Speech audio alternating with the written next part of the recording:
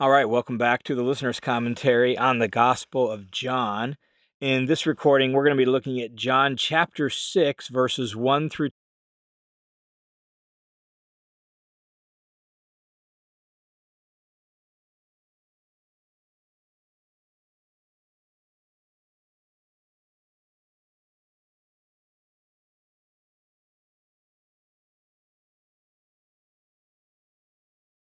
And we have fast forwarded in time a couple months into the early spring.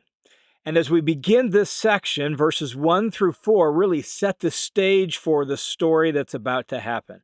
So, verse 1 of chapter 6 picks up by saying, after these things, that is, sometime after the story just recorded in chapter 5, and as we said, we're really a couple months further forward from that. So, after these things, Jesus went away to the other side of the Sea of Galilee, or Tiberias.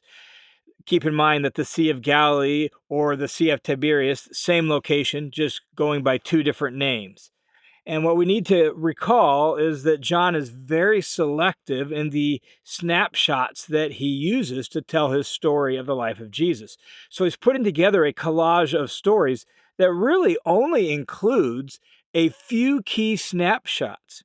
And we learn from the other gospels that there was a lot of activity and a lot of things going on around the life of Jesus at the point in time when the story we're about to read occurred. So, for example, we learn from the Synoptic Gospels that John the Baptist had recently been executed, not mentioned here in John's Gospel. We also learn that the 12 had actually been being sent out on various ministry tours, and they had been teaching and proclaiming the kingdom of God and even doing some miracles in Jesus' name. None of that is mentioned here in John's Gospel, but we need to keep that in mind. There's been a lot going on, and Jesus decides to get away for a little while to the other side of the Sea of Galilee. Verse 2 tells us that a large crowd was following him because they were watching the signs he was performing on those who were sick. And so Jesus' ministry has grown. It's attracted a lot of attention. He's been doing various miracles, even though John hasn't recorded all of them, as he himself admits at the conclusion of his gospel.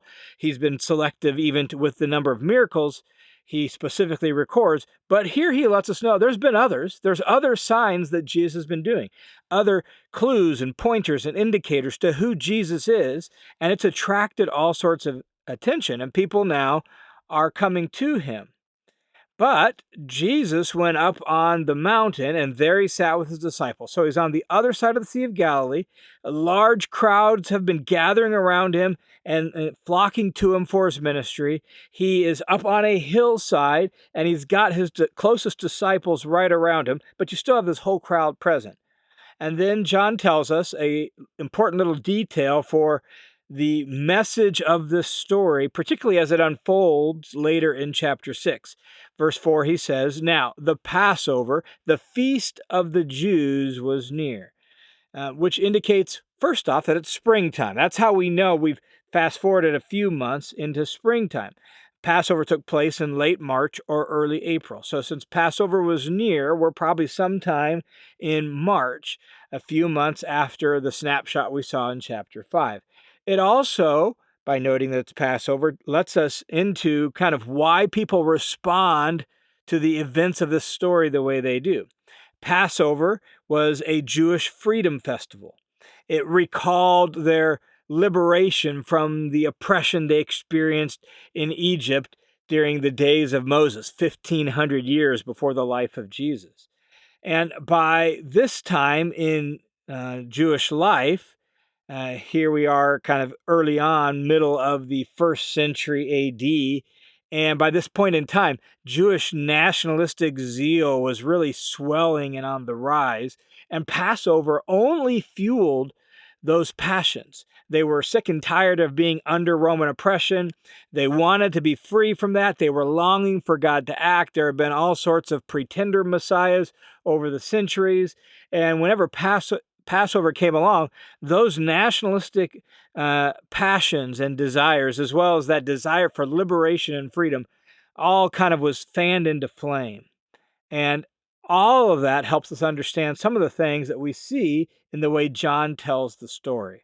So here's Jesus on a hillside, uh, east of the Sea of Galilee, up in uh, northern Israel, with a large crowd around him close to Passover. And here's the way the story is told by the Apostle John. He writes, "So Jesus, after raising his eyes and seeing that a large crowd was coming to him, said to Philip, 'Where are we to buy bread so that these people may eat?'" And so here's this crowd. They're gathering to him. They're flocking to him. We learn from the other Gospels that Jesus actually taught them all day. It's getting late in the day. And here, Jesus asks the question to really test Philip, to set up Philip.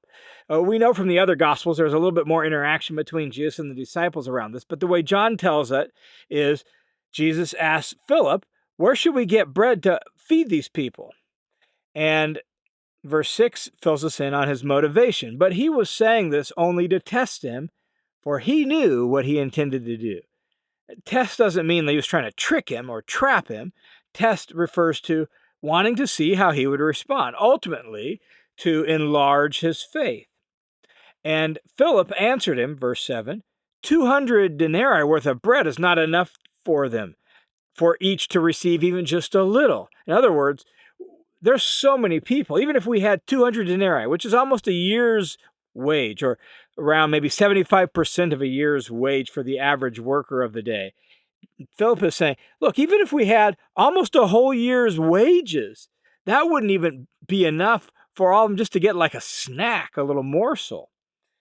One of his disciples, verse 8, Andrew, Simon Peter's brother, said to him, "There's a boy here who has 5 barley loaves and 2 fish, but what is that for so many people?" So when you think of 5 barley loaves, picture something sort of like round flatbreads, all right? That's what we're talking about, little round flatbreads. And you got 5 of those and 2 small smoked or dried fish. These kinds of things were the staples of the Jewish diet, particularly there in Galilee, where fishing was such a large part of their economy. That's it. That's what they have. 5 small little pita bread, shaped loaves and 2 small fish. That's their meager resources. But look what Jesus says in verse 10. Jesus said, "Have the people recline to eat." Here you have 5 small loaves of bread, 2 small fish, and Jesus says, "Perfect. Have everyone sit down and get ready to eat." Now, John tells us, there was plenty of grass in that place, so the men reclined, about 5,000 in number. That's who they're counting to get an idea of the people. About 5,000 men, not counting women and children. We're talking thousands upon thousands of people. And it's springtime, so the grass is green and lush, and there's plenty of grass in that area. So they all recline, sit down to eat.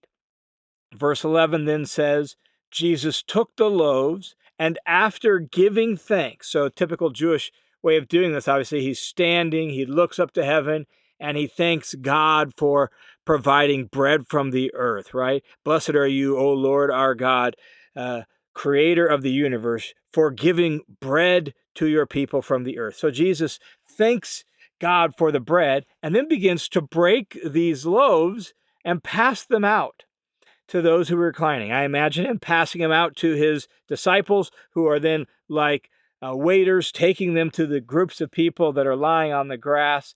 Did the same thing with the fish, thanked God for the fish, and begin to pull apart these little fish and passing them out. And the people were able to eat as much as they wanted. Notice that, as much as they wanted, not just a small snack, not just a little something to hold them over. They ate to their fill. In fact, John goes on and tells us in verse 12 that when they had eaten to their fill, he said to his disciples, "Gather up the leftover pieces so that nothing will be lost, so that nothing's going to be wasted." Everyone ate till they were full, and there was leftovers besides. So they gathered up the leftovers and filled 12 baskets with pieces from the 5 loaves which were left over by those who had eaten. Notice that, 12 baskets full. enough for each of the 12 apostles.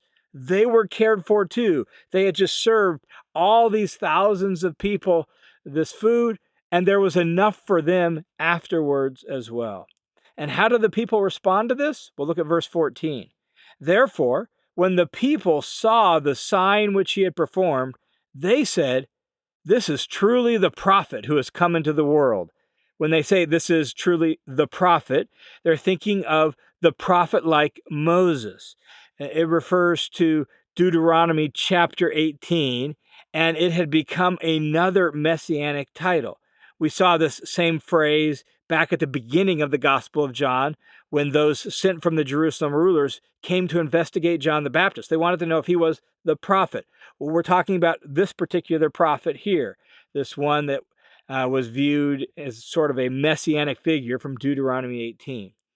And so they respond by thinking, this must be the prophet. Truly, the prophet has come into the world. And bear in mind that the Passover celebrates Moses leading the people in the wilderness and feeding them manna in the wilderness. And so here they are reflecting on this passage from the law of Moses, from Deuteronomy 18, where Moses had said there's going to be a prophet like himself that God's going to raise up and send. Now they're looking at what Jesus has done, how he's fed them bread in the wilderness, and they're thinking, who is Jesus? Well, he's the one. He's the prophet. He's the one who feeds them. Just like God provided manna in the wilderness during the days of Moses, well, Jesus now has just provided them bread and even some fish in the wilderness like that. So they're beginning to think, this is the one. He is the prophet. Not only that, you have passages like this from the prophets of old. Ezekiel chapter 34 said, "My flock strayed through all the mountains and on every high hill." So how does God respond to that in Ezekiel 34? Well, here's what God says later in Ezekiel 34. He says, God speaking through Ezekiel, I will feed them on the mountains of Israel by the streams and in all the inhabited places of the land. I will feed them in good pasture, much green grass. I will feed them in good pasture, and their grazing place will be on the mountain heights of Israel. There they will lie down in a good grazing place and feed in rich pasture on the mountains of Israel. Jesus, here, the way John tells the story in John 6, Jesus is embodying that promise and that truth. But as Jesus looks at the crowd, he begins to sense what they're thinking and how they're responding. And all of this is now being kind of equated with their messianic fervor and zeal, their hope for liberation and all of that. Jesus responds by saying, this is not going quite the way I thought. So look what he does in verse 15. So Jesus, aware that they intended to come and take him by force to make him king, withdrew again to the mountain by himself. And so their nationalistic passions and their Freedom Festival ideas have led them to think, if this is the prophet, we should crown him right now and make him king. So Jesus sends the crowd away and goes off by himself. Matthew actually tells us that he goes up the hillside by himself and he's praying, and he prays clear into the middle of the night. John leaves out some of those details about him sending the crowd away and going up to the hill to pray, but he does mention he's up on the hill by himself.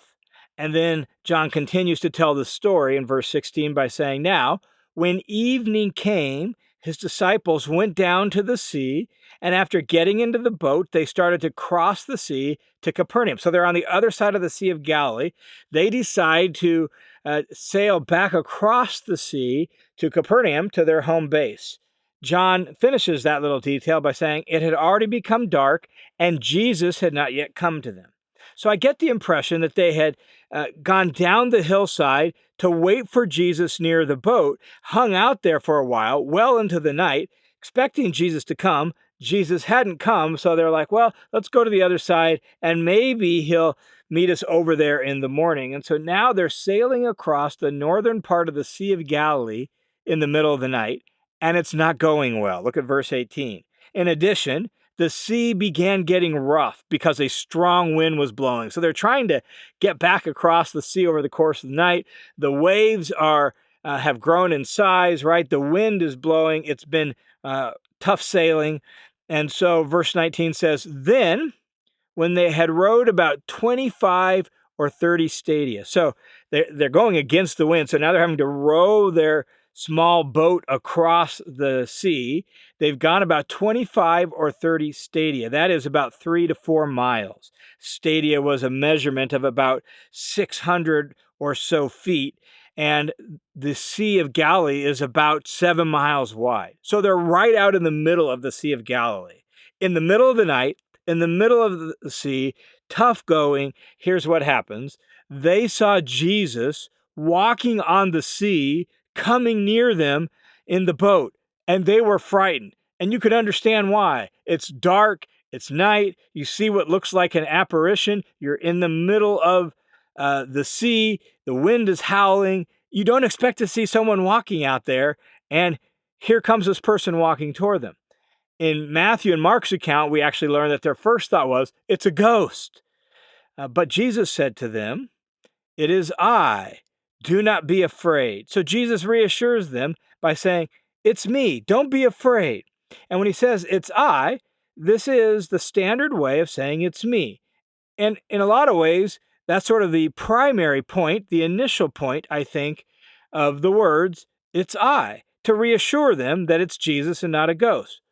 And yet, this phrase, it's me, ego eimi in Greek, it's the exact phrase used in the Septuagint, the Greek translation of the Old Testament. It's the exact phrase used there for God's name in Exodus chapter 3, verse 14. And so here you are in this situation, right? We have to picture it. You're in the middle of the sea and Jesus walking on the water. So it sure seems like they would have had to hear more than just a simple, it's me. Psalm 77, verse 19, or Job chapter 9, verse 8. Both of those describe God as the one who walks on the sea. And not only that, you even have some intertestamental literature like the Wisdom of Ben Sirach, an intertestamental book that says God walked on the waves of the sea, Sirach, chapter 24, verse 5. That's their worldview. This is the way they look at life. Who is the one who controls the sea? Who is the one who walks on the sea? God does that. And so as Jesus comes and reassures them with this phrase, ego eimi, that is the very name of God from Exodus chapter 3, there's no way they couldn't help but hear more than a simple, it's me. And particularly now when John writes these words, knowing everything he knows now, John, I think, surely intends for us to hear more than a simple, it's me. He wants us to realize here is this human being who takes on himself the very name of God, and he walks on the water, which is something only God is supposed to be able to do. So being reassured that it was Jesus, verse 21 tells us they were willing to take him into the boat, and immediately the boat was at the land to which they were going. Now, as we reflect on this powerful scene, both these little snapshots that really go together here, as we reflect on them, the first thing to notice is that this is the only miracle of Jesus that's retold in all four Gospels. So that seems to speak of its importance to the Gospel writers. And in the long speech that's going to follow in John's account here, John will record Jesus' teaching about being the bread of life. So that's clearly one of the key lessons that John wants us to learn. But we'll save that lesson about Jesus being the bread of life for the next section. Here, however, I just want us to reflect on the fact that Jesus is the compassionate king who cares for his own. He is, if you will, the good shepherd who leads his sheep, Psalm 23. He is God himself shepherding his people on the mountains of Israel, Ezekiel 34. He is the one who has the power to somehow multiply small little bits of bread and fish into more than enough food for everybody that's present. He is the powerful king who somehow embodies God's very own presence to care for his people. He is that kind of king. He is that kind of person, compassionate, caring. And here, that compassion actually prompts concern for the people. And here he uses his power to create more than enough food for all the people. And John ends this whole little episode with the words, "Don't be afraid, I am." And that should ring in our ears as we listen to Jesus speak those words in the middle of the Sea of Galilee. Who is Jesus? He is Yahweh, and he has come to care for his own. All right, thanks for tuning into this session of the Listener's Commentary on the New Testament. The Listener's Commentary is a listener-supported, crowd-funded Bible teaching ministry that's made possible by the generous support of dozens of people just like you. So thanks a ton to each and every one of you who makes this ministry possible by your generosity and your prayers. And if you have been blessed or impacted in some way by the Listener's Commentary, could I ask you to do two things. One, could you prayerfully consider supporting this ministry so that the impact and reach of this ministry can continue to grow? And two, could I ask you also to share this ministry with your family and your friends? Share it on social media, share it via text, share it via email, share it via word of mouth, so that more and more people can discover the Listener's Commentary so that they too can learn and live the Bible. Thanks a ton for your support.